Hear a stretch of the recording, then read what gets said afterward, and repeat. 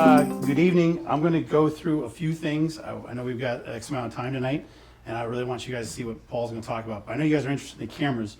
So tonight we're going to talk about the two cameras are the most recent ones, different form factors. While the Pocket 4K did come out and quickly get replaced by the 6K for wonderful reasons, the URSA Mini G2 is also one of the big things because it's used a lot more in different settings. Now the 6K, because it's so hard to find right now, you're going to want it. And trust me, it's like the fastest thing that they can't even get in the shelf before it's already out. I just heard today that Film Tools is trying to get 100 of them and they could sell them in a day. And so it's pretty awesome. But before we get started, I kind of need to know who I'm talking to. So how many people are camera, DP, operators, anything like that? So I can see ACs. Okay, how many editors do we have? And if you do more than one, it's okay, raise your hand so I can figure out. Now, how many colorists do we have? Kind of in there? Well, resolve this, you have some fun. There's no reason to be nothing. What about the people that just do directing? We got directors, we got producers, composers, visual effects, sound guys, women, sound people. So, real quick, now I'm going to talk about who I am. I'm a filmmaker in Burbank, Los Angeles. I'm a freelance DP director. I do a bunch of different things, whether it be feature films or corporate. I prefer narrative. I try to stay away from certain things because it's not that much fun for me, but I really enjoy what I can do and what Grant has given us. He's given us these incredible tools to do amazing things for affordability that has never been heard of before. And without his first camera, the 2.5K that came out, the first feature I shot was Harbinger Down with Alec Gillis, who's an Oscar-winning makeup effects guy. He's did Predator, Jumanji, all these incredible films, and he asked me to DP his film. And one of the things he wanted me to shoot on, I told him I wouldn't shoot on the camera. I wanted to shoot on this 2.5K. He talked to his Oscar-winning cinematographer friends, and they all said, that's not a professional camera. Well, that just rubbed me wrong, so I said, let me do some tests. So I pulled the camera aside, I lit up a room, smoked it up, and I shot some scenes for him real quick, non-actors, just to show him what the image would look like. Burned the Blu-ray, he showed it to his friends. They're like, well, if you're going to shoot an Alexa, then what are you talking about? And I kind of laughed about it, and he said, yeah, we're fine. And so he said, that's that $2,000 camera you guys didn't think we could do it on. It eventually premiered at the Egyptian Theater in Hollywood. If you've ever been there, it's like the best theater on the West Coast. If you haven't, it's worth the five-hour trip to LA to watch a movie down there. It's absolutely amazing. Constantly calibrating it, constantly doing the sound. Right now they have a 2K and a 4K laser projector. I just showed my recent film that I just did last November. It's absolutely breathtaking. So I highly recommend that. But you're not really going to care about all that stuff. You're really here about, we're going to talk about the Pocket 6K. Now, the Pocket 6K is really important because what it is a small camera that's now giving us the ability to do full cinematic picture for a minuscule price. But what a 6K image off of something this small is amazing. The color science is ridiculous, and this just came out. Now I'm showing it with a xenon lens on your Schneider xenon lens because I'm kind of showing you, trying to push it into what you can do cinematic territory. It still works with your stills lenses. It still works with anything you want to, but you can fully trick it out and make this into a full cinema rig with some small accoutrement and make it into something really awesome. Or you can shoot it this way. It gives you that power to go back and forth. Now, what's awesome about it too is because it's the same color science, it cuts in perfectly well with other Blackmagic cameras, especially the G2. So this is a great B camera, great C camera, or great A camera. You could have 3 of these. It doesn't matter. That's what's awesome about what Blackmagic is giving it to us. So we're going to first start with looking at this and noticing the size of it. When we really look at it, it's the EF. We have all these fancy buttons on here and everything. 3 function keys at the top we can program however we want. We have our white balance, our ISO, and our shutter speed built in here that we can click on, adjust, click on, and make adjustments right there while you're shooting. Handheld. You don't have to pull the camera back and tap on the screen, which the 5-inch touchscreen is pretty impressive. For anybody who's not used the user interface on a Blackmagic camera recently, boy, you're missing out on something. There's a reason why I won so many awards. I took 3 URSA Minis to North Carolina for 3 guys that are used to shooting on Sony cameras. I landed at 9 a.m., 10 a.m., I rolled up into the NASCAR Hall of Fame. 3 guys I taught by 10:30, they were shooting on them. They shot all day, the footage aired at night.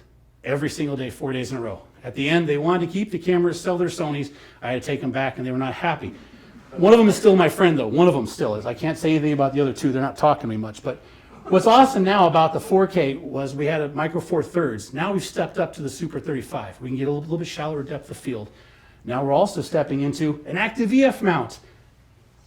All those lenses we had before, we don't have to get that speed booster. So we're back to the EF mount, which is awesome. The dual native ISO, 400 and 3200. Now, how many people have a question about this? Nobody has a question about the native ISO? Great, no, I'm skipping, great. So the next point is the 5-inch touchscreen viewfinder. Now, about the dual native ISO, this is a huge discussion. There's a lot of information that people want to know about this. I highly recommend, if you look on the website, in the manual, there's a wonderful chart that shows exactly how the exposure works with the different ISOs. Very important, but like I said, it could be a full hour just talking about the native ISO because there's a lot of questions you'll have with it. Now, shooting resolutions on the camera at full 6K, full sensor, you can get up to 50 frames per second. Now, everything changes past that. When we go into just doing a 240 on here, on it, 240 to 1, we're shooting. We can do a 5.7, which is a slightly windowed sensor, a 4K DCI, or Ultra HD, or even 3.7K anamorphic. Wait, oh, by the way, yeah, anamorphic. It can do anamorphic now, which is the number one thing people have been asking for the Pocket 4K, which I did presentations on. And the first question was, does it do anamorphic? No, this one does. So buy this one. So it does anamorphic too. Now all of these, it does up to 60 frames per second. Again, this form factor, now we're doing 60 frames. Pretty impressive. Now let's go up to a 2.8K at 17.9 and a 1920 by 1080, which for normal 1080 footage. Now that can be, for a lot of things, can work out really well for you. You can go up to 120 frames on this little camera. And with the user interface, I just changed to 120. Or I can do this. Here's the high frame rate button. I'm already at 120. It's that fast with this user interface. Unlike resolution, change, codec, change. Oh, I can't do that. Go back. It's button, button, button, and you're done. It's that fast. Or if you set it up correctly, HFR right there. It's just one click of a button. Now, one of the things that's really awesome that just recently came out is Blackmagic Raw, which is powerful for all of those that have ever done Cinema DNG, Airy Raw, which is massive files, or anything else. Blackmagic Raw is actually quite efficient. 256 gig CFast 2 card, which is kind of the de facto standard people use. Not 128, 256 gives you more speed, so you can go higher. At 256, you can shoot 28 minutes at constant bit rate at 3:1, which is the highest constant bit rate setting. Now, questions are going to come up for this. Constant quality, Q0, 28 minutes. It's the same. Now, the difference between the two, constant bit rate, constant bit rate. Constant quality, variable bit rate. That's all it is. Now, what they've done is they've do a Q0 and a Q5. And the studies, you should highly recommend, when you try the camera out, check to see if you like the constant bit rate at what level. There's a 3:1, 5:1, 8:1, and 12:1, which the file sizes get incredibly small with that. And the constant quality is Q0 or Q5. Now, Q0 is supposedly the top of the line codec you can do constant quality on the cameras, whether it be the G2 or this, okay? But it's basically that size. Now, when you drop down to ProRes, you're only adding 5 minutes to that card, but you're losing the capability and the power of RAW. In the end, going from 12-bit to 10-bit, and you're not gaining really much space. So with the evolution of Blackmagic Raw now having a plug-in, if you are a Premiere Pro user, if you are an Avid user, if you're not a Resolve user, which you will be by the end of tonight, I promise you, once you see Paul, y'all are going to switch. So there's no reason to ever look back at ProRes. It's a thing of the past. It's really great if you're doing something that's like 800 minutes long. You can put the lowest setting and just film like a deposition. Great. But if you're trying to make a movie or something that you want to show people, shoot Blackmagic RAW. I only shoot RAW. I've gone from Cinema DNG to compressed DNG to this, and I'm really happy with my results.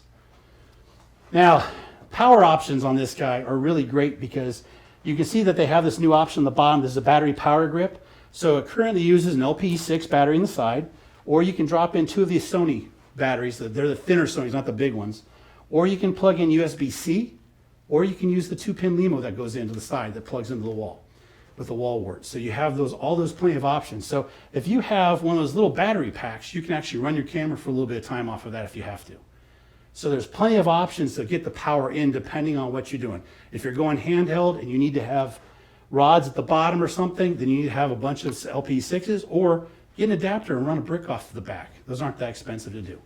So the power options are limitless at this point. Connections. On the side, we of course have our mic, we have our headphone jack, we have a full-size HDMI. We also are running a 12-volt, this is your LEMO power supply in. There's a USB that you can use to charge, or you can use to record on the USB-C SSDs. If you buy that USB SSD that comes on the side, buys your own, it's actually pretty handy because with a terabyte, you can go for like a couple hours. So it's pretty nice. So that's an option too. And you have a mini XLR that you can go out to a full-size XLR and run a shotgun on top. So you have 48-volt power. So with a simple little cable going from mini to full, you're now shooting a full cinema rig with this for interviews, run and gun, whatever you need to do, vlogging, which of course for all those people that are interested, Blackmagic was really handy. They put a selfie button right here. So if you really need to, you can do that. If you think I'm kidding, come up and look. It's on the camera. Anyway, so you have that option. Now, I keep saying this interface because I cannot talk enough about this because it will change your life. If you look across the top here, you have your record settings, you have your monitor, your audio, your setup, presets, and LUTs. It's absolutely amazing. Whenever you see these dots at the bottom or these arrows at the side, you can swipe just like you would on your phone and change your settings. It's that fast. You click on record, you go back to the top, it'll give you your codecs. As soon as you click it, if they're grayed out, you can choose that resolution. If you can choose a resolution, you can click it. Otherwise, it's grayed out. It's that simple. Instead of going, I want to shoot ProRes, and go back a few menus and then try to find that resolution, no. It's right there in front of you. I want this codec. Oh, I want this resolution. Okay, I'm done. I can shoot now. It's that fast. So if you haven't seen it, it's something that will change your role as a filmmaker, and especially as a camera op. It just, if you have someone say, I need this right now, boom, you can hit and be ready to roll in seconds. It's really important to know. Now also on the user interface, as we're shooting, all of this is a touch screen. You can click even on the time code to go between record run to time code to actual time code in. So it'll set whatever your clip speed, whatever your clip time is, or the time code run is, whatever it is, time of day. Click on the ISO, boom, you can change your ISO. Click on your white balance, it's all based right off of that. It's a complete touch system on the screen. That fast at changing too. You click onto this, you can open up all of your different things. You want grid, you want put on your safe area, you want to put false color, it's all within there. You can also put those across the top here with these 3 function keys. You want to change your audio input, you tap that, you can adjust your mic levels and your headphone right there. So it's really pretty handy. Now this is also what's awesome. Now Blackmagic does not make this. It's called Bluetooth Plus. It's $4.99, $4.99. It's the best app I've seen for recording, connecting to your phone, to your camera from your phone, and you can record, change all of your white balance, all of your settings. I recently shot, for my feature, I wanted to redo the main title sequence where I was shooting different elements, whether it be an arm getting chopped off, blood running down a map, fire doing something, and I could set it up where my camera was there, I set the focus, and I could hit record there and do all my effects on my own and record the entire camera right there from the phone. It's really handy. This app is really great for that, and be able to pop in is awesome. Okay, same on the Pocket and the 6K and the G2. So this is what's important. Because the cameras are made by the same manufacturer, it's really important to know how great they are as this ecosystem, right? They work so well together. So between the two, you have the same user interface. Touchscreen control, smooth, app, all that stuff. Amazing. The Bluetooth control via the app, yes, it works on both cameras. Does it work at the same time? Probably not. Don't know. Same media, CFast, SD, or SSD. Again, very important to visit the Blackmagic website. Under support, it tells you what media is recommended and you can use. Very important to know, because if you just run out and go, oh, there's a CFast sale, I'm gonna buy 30 cards, they're 30 bucks a piece. There's probably a reason why they were 30 bucks. Just don't do that. Okay, look, because there's a reason why the media has to be. They test before they say it's good enough for their cameras. Also, the reserve dongle. You get Resolve when you buy a camera. Oh, but it's free. Yeah, but you get the studio version. Awesome. When we look at this camera, at the G2, there's so many wonderful things. I just got done shooting my own feature on this with two of these guys, actually with, this is prior to the G2, on the URSA Mini Pro and the OG URSA Mini. I shot the 4.6 for both of those. I actually had a second URSA Mini Pro also on it before the G2. Absolutely had a blast with them. They can handle pretty much anything from 25-degree temperatures to 110. That's outside of the spectrum of recommended temperatures, and I've never had a problem with it. None of the cameras had a problem. The batteries had an issue. The batteries shut down before the cameras did in the cold, which I thought was kind of weird. But what's amazing about also is we have an EF and there's a PL. You can also get Nikon F and B4 mounts. And what's really awesome is if you get the PL, the mount is only like $270. You know, try looking that up for some other cameras, like $4,000. You could buy another URSA Mini for the price of a mount for another camera. Again, it's all interchangeable mounts on the cameras. Plus, you know, net lenses now, you have interchangeable lenses on. I mean, we're pretty much getting this ecosystem where we can do pretty much anything now once you get the camera. They've now added that to this. I'm not talking about the 6K, that's EF. Okay, just understand that. We're only talking about the URSA Mini at this time, the G2. Okay, now, these are all the different possibilities that you get with the URSA Mini Pro G2. You have full XLRs, you have internal NDs that you can change, and if you look at the screen, it actually tells you what your NDs are. And you can tell when it's clear. That is something that was recently added to the G2, that you can see now what I believe they're going to add it to the URSA Mini Pro, I believe, in the firmware, that it will tell you that. I'm not positive, though, don't quote me on that. But these are all different possibilities. You can actually go all the way up to in HD 300 frames per second, if you so desire. I'm trying to think of why, but if you want to shoot 300, go for it. You know, all these assignable function keys on the side of the camera, on the top, the EVF. I don't talk enough about this EVF, but one of the wonderful settings, one of the wonderful things that this EVF has that no other camera that I know does, if you know, please tell me otherwise, it has an internal focus chart. You can put in a focus chart on one of these function keys so you can check your diopter and make sure it's in focus, turn it off, and you can start shooting. Or you can put it up, put your lens on, grab tape measure, run it out there, mark it, do another one, mark it, do another one, and then start your scene. Or you can push that button, set your diopter, click it off, and start shooting. Built in. All of these keys with this EVF are completely autonomous to only this EVF, so you see it and only you, the operator. Nobody else does. And these are all programmable, again, for what you want. I have one set up for false color, one set up for the focus chart, and one set up for zoom. And this is what I always use for the 3. Highly recommend this EVF. If you get the camera, it's absolutely brilliant. It's one of the best on the market. I can't say enough about it. I love it. Now, the one thing that I didn't mention about these two cameras, when you look at the Pocket 6K and you look at the URSA Mini Pro G2, you're like, wow, Blackmagic's really giving me all this amazing stuff. I can't imagine what it would, oh wait, there's the price.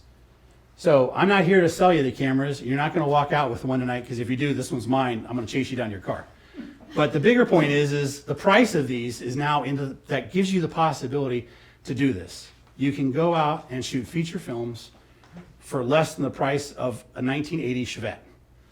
So that's, for most of you who don't know what an 80 Chevette is, you should really look that up online. But what's really awesome is that you're getting these tools. Now you can do this. The philosophy that Grant has and Blackmagic is giving you is immeasurable. That's what's amazing. Now, this is just opening up the door for you to go into the other direction that this incredible Resolve software is going to give you. And that's what I'm going to hopefully pass on after some questions, if you have any questions. Okay, the URSA Mini G2 has a new color science inside. Also adds a few features with the B-RAW, Blackmagic RAW, that you don't get in the predecessors. And it's lighter. Well, no, it's the same. This is the same as, that's never changed. This is the same size and everything as the other ones.